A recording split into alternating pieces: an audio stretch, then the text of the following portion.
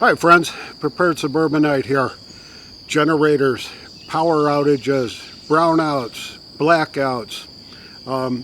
We're going to be experiencing an increasing number of brownouts and blackouts according to certain news articles that I've read that are pointing in that direction. Our power grid system just is not robust enough to take the load that 330 plus million people are going to put on it. I just recently made a big investment in a solar generator, and I want to tell our generator story, so stick around.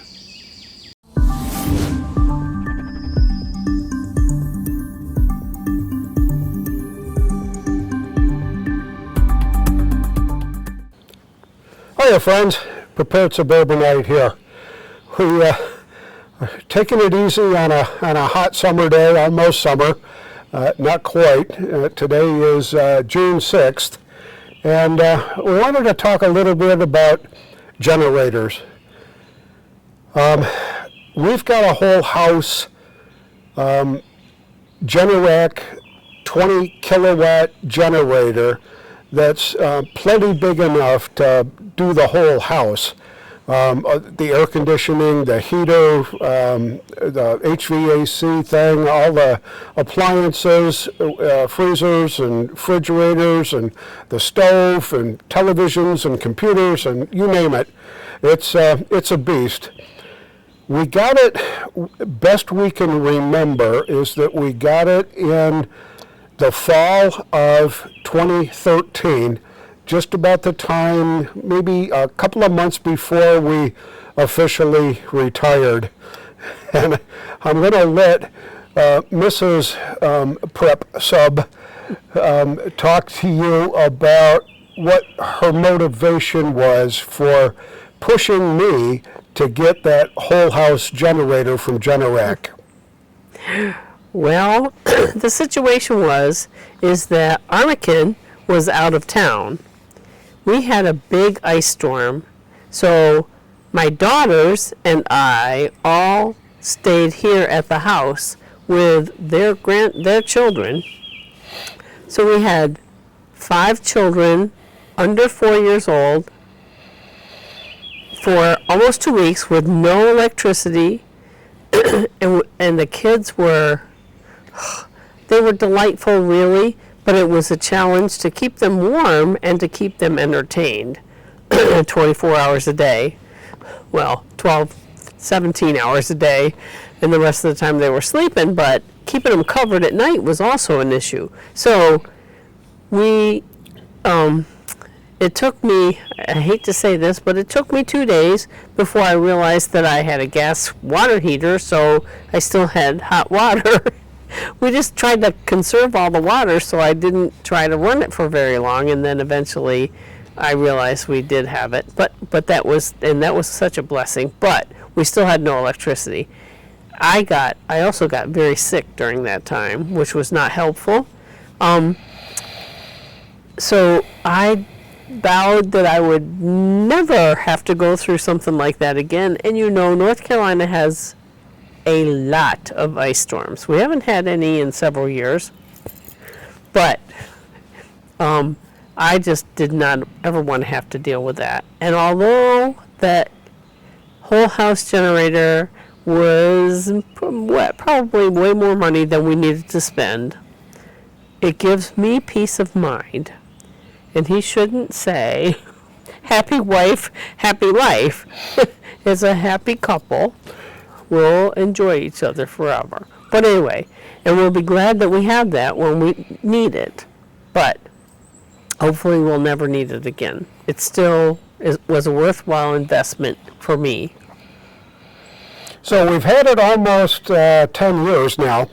I think the first 5 or 6 years were covered service maintenance-wise by the deal that we got when we first bought it. But I've had to do maintenance on it since then. And I did a video on it, I think maybe last summer or the summer before. It's not all that difficult. It's just a generator. It's a motor, You change the oil and change the spark plug and Change the battery. make sure your battery is all charged up, and you're pretty much good to go. But I did have to replace the battery the last time I did maintenance on it, and I think we've used it for a total of maybe 4 hours in the last 10 years, 9 years.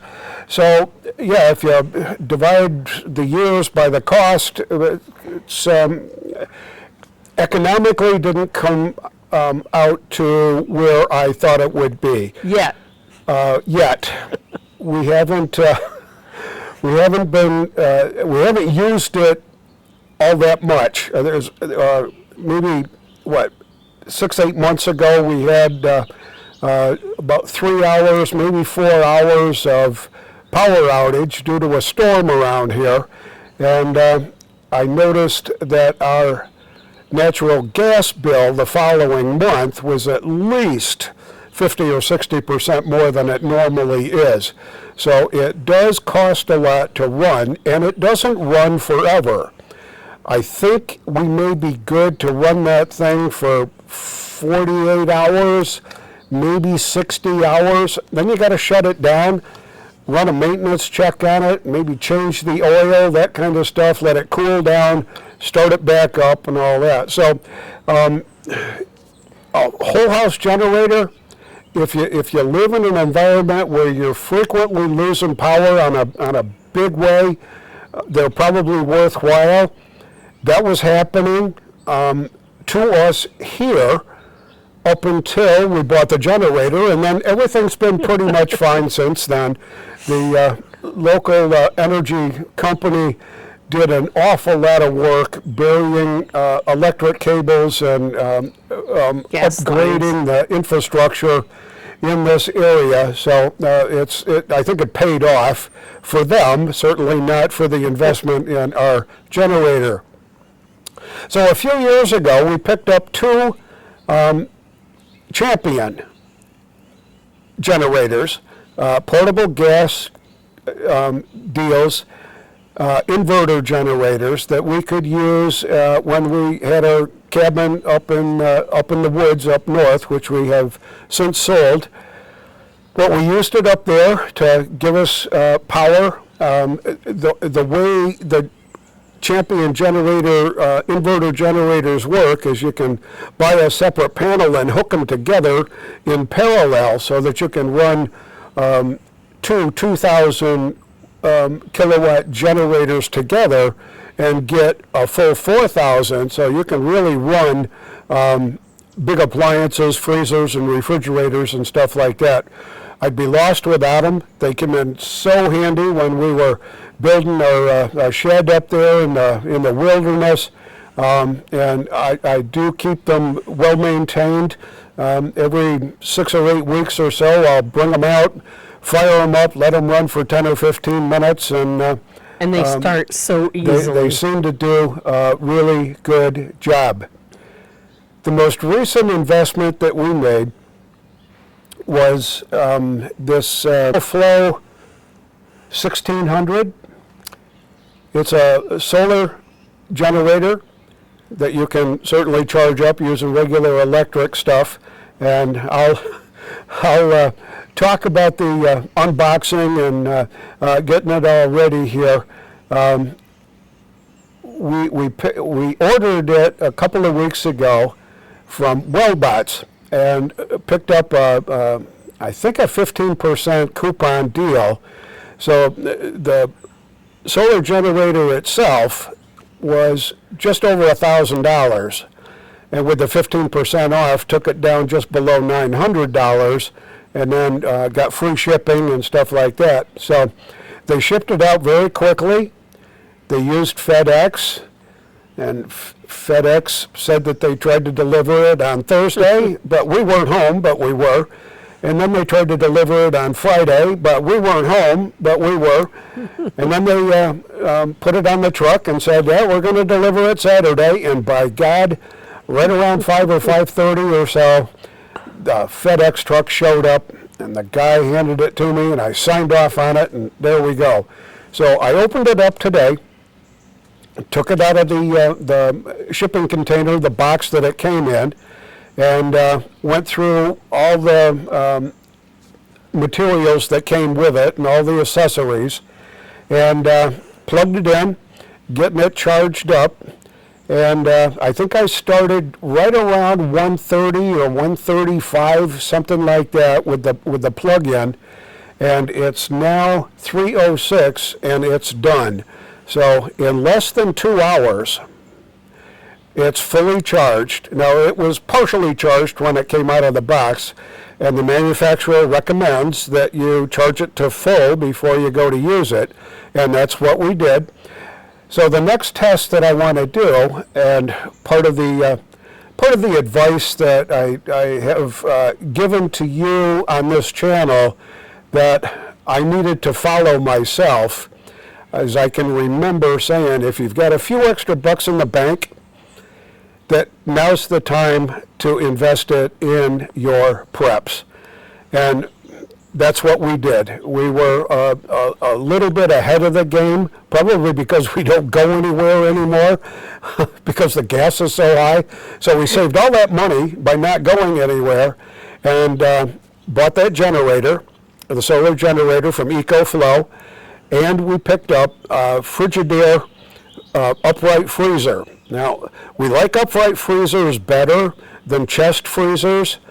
It's been my experience dealing with chest freezers, and both my experience and family that has used chest freezers, is that you start putting stuff in the bottom, and 6 or 8 months later, you kind of forgot what was down there, and you just keep piling new stuff up on top, and it's very difficult, unless you're into some kind of real brain game here, is to rotate that stuff out. So you end up with some big block of frozen whatever it was down in the bottom of that is Lord knows how old, but you can't see it, and you can't get to it without taking the last 10 years worth of stuff out of it. So we stay away from chest freezers. We like the uprights because you can look in and see each shelf, what it's got on it and all that. So works out better. So we picked up that one. It's not huge. We got it at the local warehouse club at BJ's. And we got a flyer last week from them that says, hey, this is going to be on sale. And it's normally $329.99, and we're going to give you $60 off. Wow.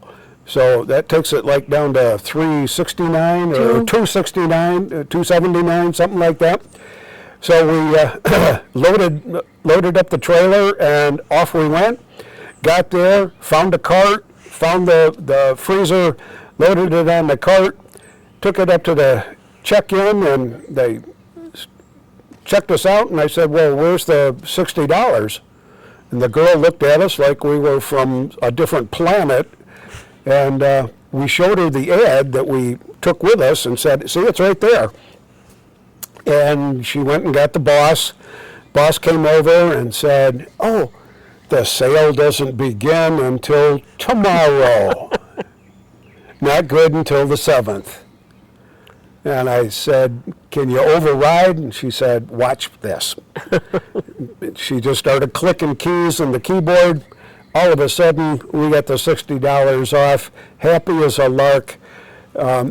Folks like that really make being a regular customer at a local store, even though it's a national chain and all that, but these are local people that know how to do the right thing, and we thank them for bending the rules a little bit so we didn't have to go back tomorrow and get it and make an extra trip. Not that it's, it's only about 8 miles away, so it's not a big deal. So we got that here, got it home, got it plugged in, went through all the instructions. It's in there cooling down right now. So the test of the solar generator is going to be, can it power that little freezer overnight? See, the thing I like about the solar generators, battery-operated ones, is that they don't emit any carbon monoxide. If I was to take the Champion inside, put it in the kitchen, and plug the refrigerator into it, we'd probably be dead in 3 or 4 hours from the carbon monoxide that the generator does. So you got to leave it outside, pipe a cord inside to run stuff, and if it's in the dead of winter and you're trying to keep warm, you got to run it probably through a window, so you're going to leave your window open a crack, and that's not very efficient either. So that's what I like about the solar generators, is that you can bring them inside, you can use them to power whatever you need to, your fridge, your freezer, computers, television sets, you name it. So that's our generator story. If you've got a couple extra dollars, if you've been reading, let me put it that way, if you've been reading the news, there is a number of articles where experts in the energy sector are saying we need to be prepared for rolling brownouts, rolling blackouts, because our power grid just isn't robust enough to keep everything running at full capacity for 332 million people. So if you've got a couple extra bucks, invest in first food, water, shelter, defense, home defense, personal defense, and power backup resources. This is the Prepared Suburbanite, reminding you to be prepared always. And I'll see you all on the next video.